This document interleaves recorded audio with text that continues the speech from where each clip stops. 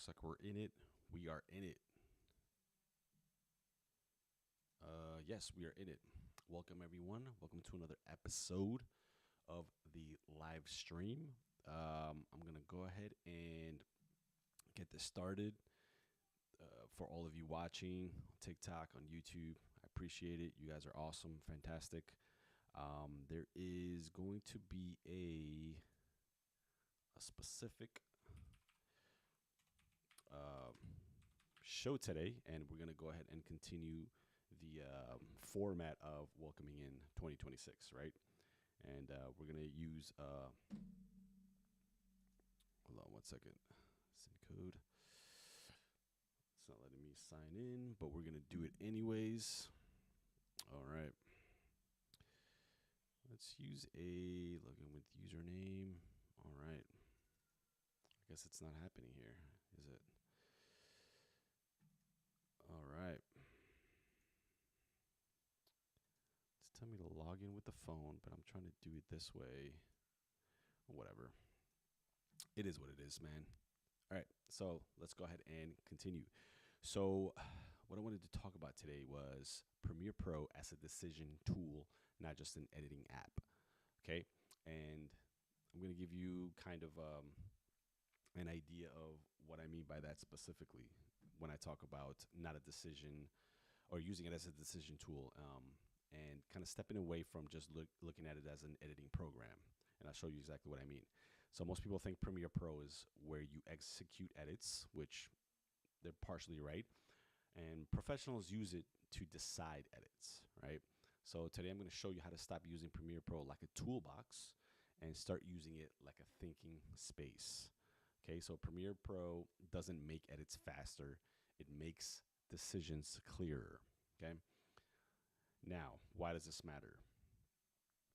I'll give you a couple of points. So editors don't struggle because they lack features. They struggle because they second guess decisions.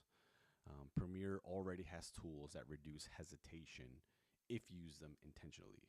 So when you hesitate, you add cuts. When you're confident, you remove them.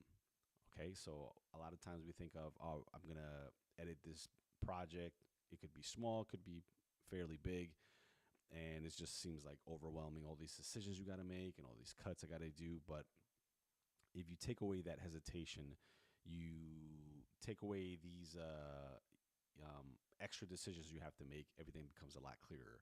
So hesitation creates clutter, all right? Now, what I'm going to show you is tool number one, which is how nested sequences equal decision locking, right? So I'm going to open up a sequence, so as you guys can see right here on the screen. And nesting isn't about organization. Now, I've done a whole episode just on nesting, so you guys can revert back to that and take a look at that if you don't know what nesting is. But it's basically a way to not only apply effects to different areas of your edit at once, but it also kind of declutters everything, right? So nesting isn't about organization. It's about commitment, okay? So what I'm going to do is show you how, and you can see this timeline right here. It has a couple different sections, right? So the first track is going to be kind of the intro, as you guys can see right here on the screen, kind of just some drone shots that I took. And then it goes into the editing. I'm sorry, to the the vlogging section. Okay, so I'm going to show you exactly what I mean. Getting ready to go on this road trip. How do you feel about it? I feel good about it. All right, so that's that whole talking section right here with the kids getting ready. And then I go into kind of just like a couple shots of me going to the place where we're going to have a short little glamping holiday. Right, so what I'm going to do is show you how the nest is supposed to say this section is done. And it prevents endless micro tweaks, and it lets you focus on your next decision. So nesting is how you tell yourself, stop touching this, right? So let's say this beginning section right here, we're done cutting it up. We don't want to use anything else anymore. So we are going to, let's say we still have to do some stuff right here on the talking parts. So what I'm going to do is highlight this section right here, and I'm going to nest it. So, hold on one second. Oh no. Hold on. The beginning one, let's say, hey, this is over and done with. I'm going to go ahead and, here, let me do it on this side because I'm actually using the beta section. One second, I'm sorry.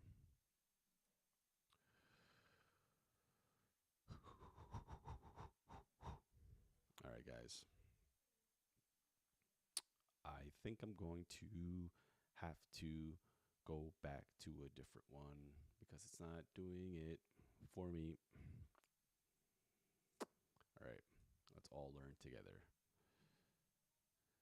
All right, so I'm gonna right click it and then I'm gonna put new and then nest, right? So I'm gonna call this one intro.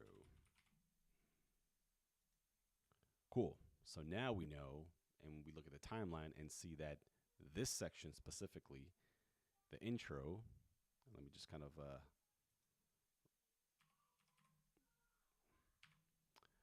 this one is finished. And let's say I'm going to move on to the next one, this talking section right here. And this one, let's say I'm done, tweaking out all the talking parts. Everything's good to go. So what I'm going to do is move on to the B-roll. So wait, before that, I don't have to make any more decisions. No more tweaking.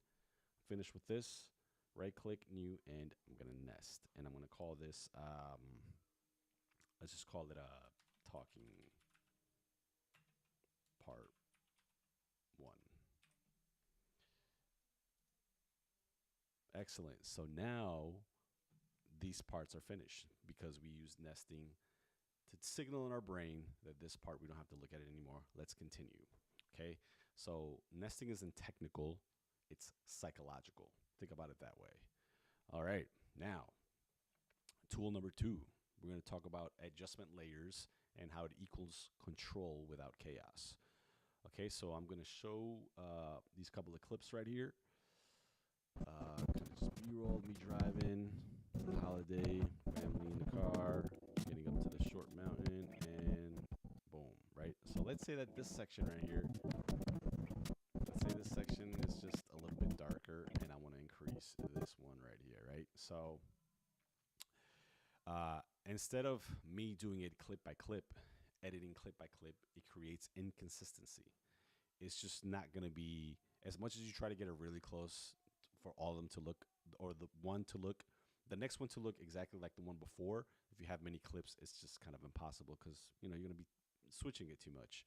Now, adjustment layers create a global intent, right?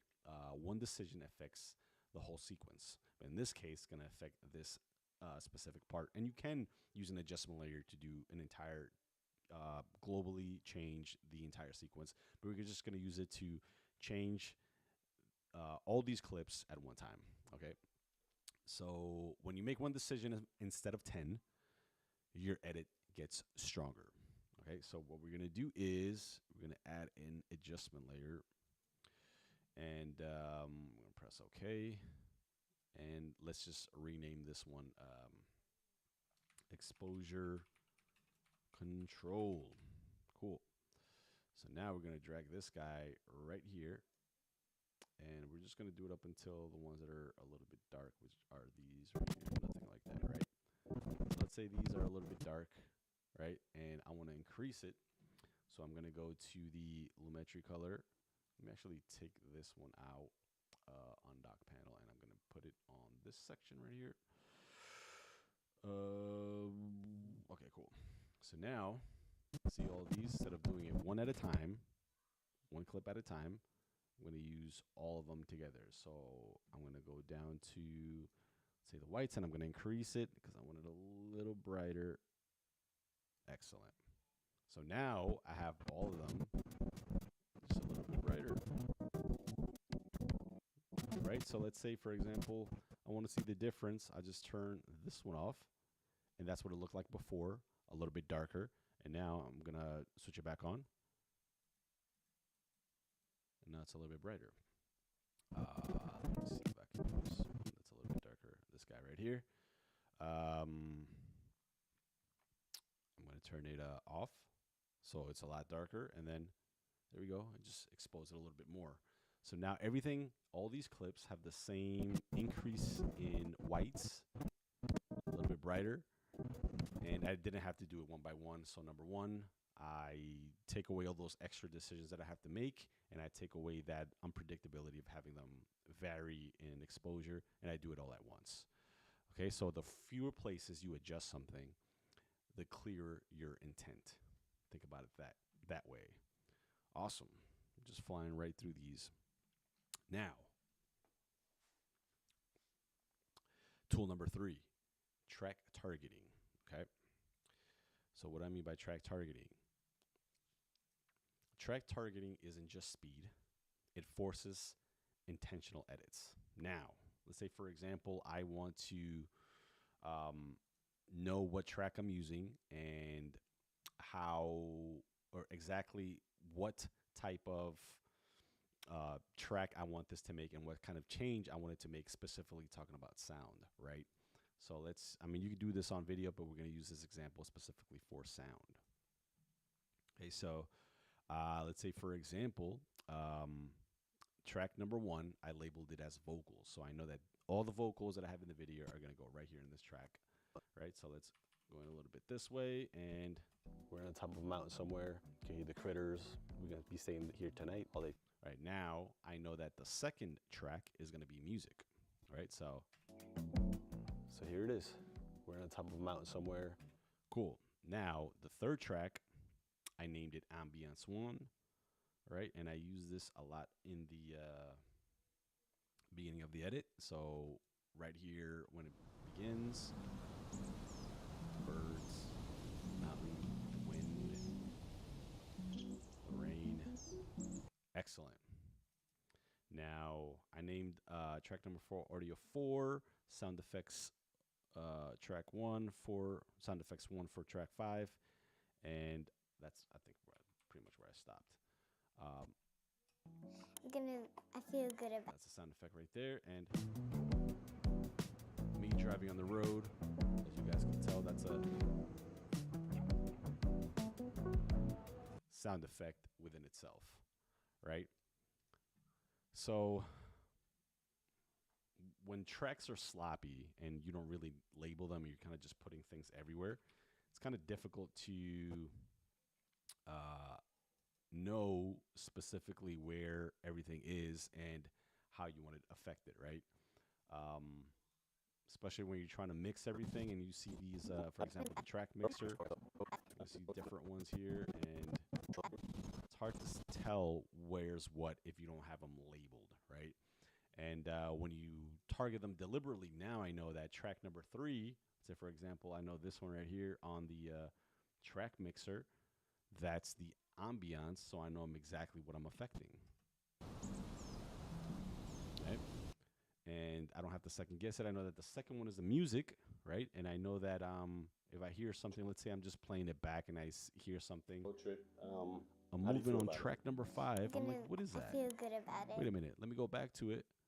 It's sound effects 1, right? So I know that that's a sound effect that I put it, and if I need to lower it, then I could go ahead and do it on the track mixer on the panel, right? If you don't know what track you're editing, you don't know what track you're changing, and it's over. That's it. You lost control right off the bat. All right. Now, I'm going to end this one specifically like this. Random tracks, you not labeling your tracks, equal random decisions. And that's something we don't want. We want everything with intent behind it because it serves a purpose, right? So just to put it all together, Premiere Pro already gives you everything you need to edit confidently. It has all the tools. What changes your work isn't new tools. It's fewer, clearer decisions, all right? So think about this as a mindset shift. Commit earlier, simplify the structure, and remove options. Confidence in editing comes from removing options, not adding them. All right. You want to remove as many options as you can so you can be confident in every single edit you do. All right. So, just to close this out, on your next edit, try this. Nest sections once they work, you're finished with them.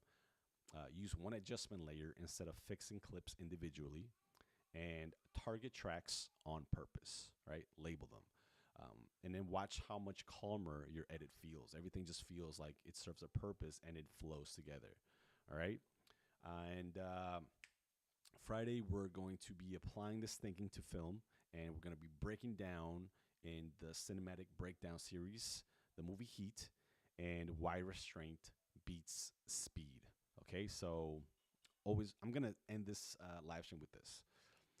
Great editors don't rush, they decide. Think about that. Now, let me know all your thoughts on this. Let me know if you agree. Let me know if you disagree. Let me know in the